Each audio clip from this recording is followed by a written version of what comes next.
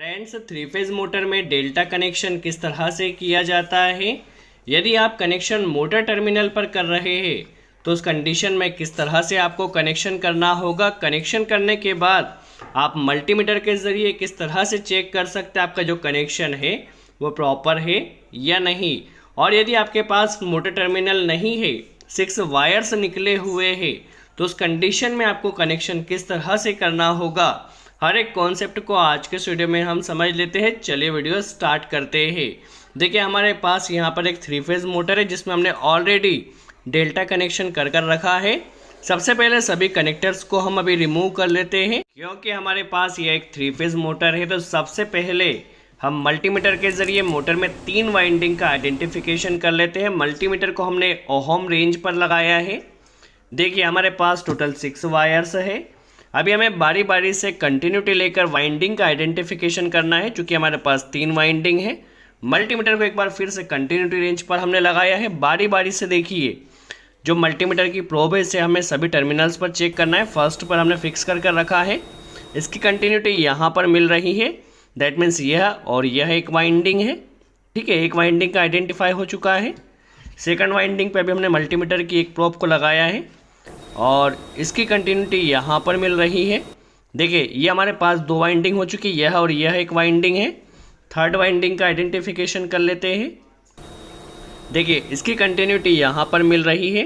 That means हमारे पास यह और यह एक वाइंडिंग है, यह और यह एक वाइंडिंग है, यह और यह, टोटल 3 वाइंडिंग का आइडेंटिफिकेशन हमने मल्टीमीटर के ज़रिए कर लिया है। अभी हमें क्या करना होगा, कनेक्शन करने के लिए हर एक वाइंडिंग में हमें 2 फेस कनेक्ट करना है। अब 2 फेस किस तरह से कनेक्ट किया जाएगा, अब इसे केयरफुली वॉच कीजिए। देखिए, अभी इस तरह से हमें कनेक्टर्स कनेक्ट करना होते हैं। फर्स्ट वाइंडिंग का कनेक्शन देखिए, फर्स्ट वाइंडिंग के एक टर्मिनल को अभी हम फर्स्ट टर्मिनल पर लगा देते हैं। देखिए क्या होगा, कनेक्टर्स किस तरह से प्रॉपरली कनेक्ट किए जाते हैं। तो फर्स्ट टर्मिनल पर हमने यहाँ कनेक्ट कर दिया है। जो फर्स्ट वाइंडिंग का सेकंड टर्मिनल है उसे आप सेकंड या थर्ड टर्मिनल पर लगाइए। देखिए, इसे थर्ड पर हमने लगाया है। दैट मीन्स अलग अलग फेज दोनों ही कॉइल को मिलेगा। ठीक है, अभी सेकंड वाइंडिंग का एक सिरा देखिए, ये सेकंड वाइंडिंग है। सेकंड वाइंडिंग के एक सिरे को हमने वाई फेज पर लगाया है, सेकंड टर्मिनल पर, और इसे आप फर्स्ट पर भी कनेक्ट कर सकते हैं और लास्ट में भी हम इसे फर्स्ट पर कनेक्ट कर रहे हैं। चलिए, थर्ड वाइंडिंग के एक सिरे को यहाँ कनेक्ट किया है। अभी थर्ड वाइंडिंग का एक सिरा यह है तो इसे थर्ड टर्मिनल पर लगा दिया है। कहने का सीधा सा मतलब है कि यहाँ पर देखिए, हर एक वाइंडिंग को 2 फेज मिलना चाहिए। किस तरह से मिल रहे हैं समझ लीजिए। फर्स्ट वाइंडिंग का देखिए, फर्स्ट वाइंडिंग का फर्स्ट सिरा आर फेज मिलेगा और इसी के लास्ट सिरे को बी फेज मिलेगा। ठीक है, 2 फेज हो चुके हैं। सेकंड वाइंडिंग के यहाँ पर वाई फेज मिलेगा और इसी की दूसरी कॉइल को आर फेज मिलेगा। देखिए, यहाँ पर आर फेज मिल रहा है, यहाँ पर भी सेकंड कॉइल पर भी 2 फेज हो गए। थर्ड कॉइल पर यहाँ पर बी फेज मिलेगा और यहाँ पर वाई फेज मिलेगा। देखिए, हर एक कॉइल को अभी हमारे पास 2-2 फेज मिल रहे हैं। सिंपल सा कॉन्सेप्ट है। आर वाई भी आप यहाँ पर कनेक्ट कर दीजिए और हमारा यहाँ पर सिंपल सा मोटर टर्मिनल पर डेल्टा बनकर कंप्लीट हो जाएगा। अब यदि आपके चेकिंग करना है आपने जो कनेक्शन किया प्रॉपर है या नहीं, तो फर्स्ट टर्मिनल और सेकंड टर्मिनल पर कनेक्टर्स पर देखिए, कंटिन्यूटी लेना है। रेजिस्टेंस 2.4 2.5 आ रहा है। ठीक है, 2.5 अप्रोक्स।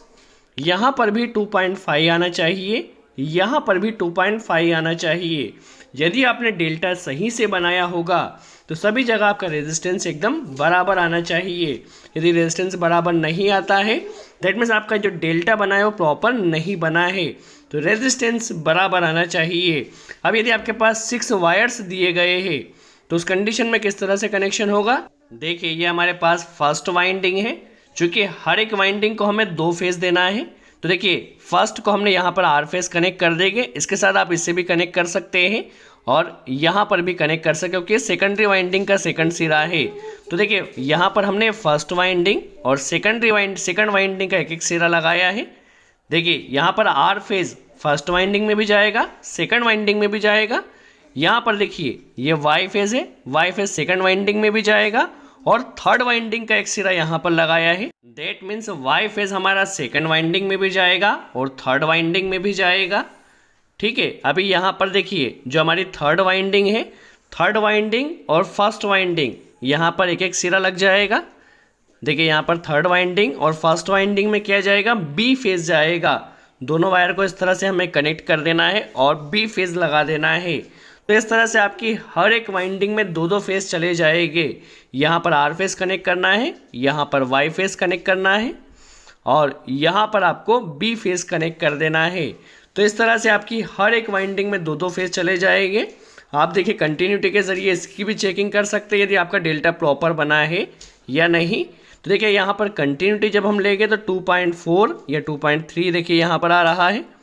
यहाँ पर भी कंटिन्यूटी हम ले लेते हैं, डेल्टा सही बना होगा तो सभी जगह आपकी कंटिन्यूटी बराबर आएगी। ठीक है, कंटिन्यूटी हमारे यहाँ पर भी बराबर आ रही है। सो आई होप आपको यहाँ कॉन्सेप्ट क्लियर हुआ हो। 3 फेज मोटर में आपको डेल्टा कनेक्शन किस तरह से करना होता है, टर्मिनल पर किस तरह से कनेक्शन होगा, वायर यदि दिए गए हैं तो किस तरह से कनेक्शन होगा। दोस्तों इस वीडियो से यदि आपने कुछ नई इन्फॉर्मेशन सीखी तो वीडियो को लाइक ज़रूर कीजिए। सो आज के लिए इतना ही। Thanks friends.